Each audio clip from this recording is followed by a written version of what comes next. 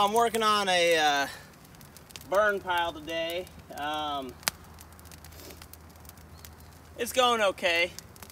This is a small, manageable pile, but the problem is there's a lot of space between the branches.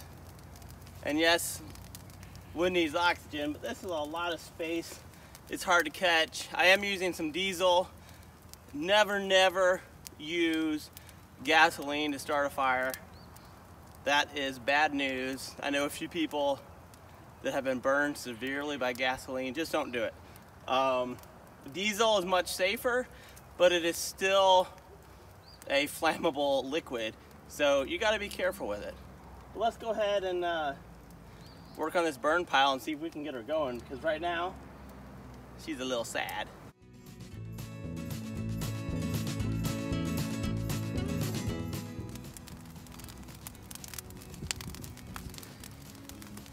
Well, the burn pile is starting to go a little bit better.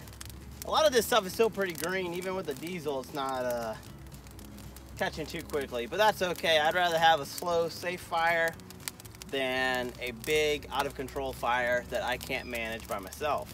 But this brings me to the point of this little video.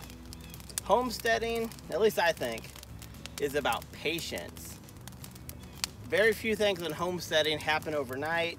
Sometimes they don't happen in a week, in a month, in a year. Sometimes it takes 5 years to get to where you really want to be.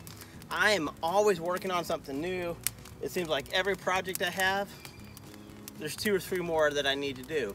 Some projects I need to do, some projects I want to do. This is a project that I need to do.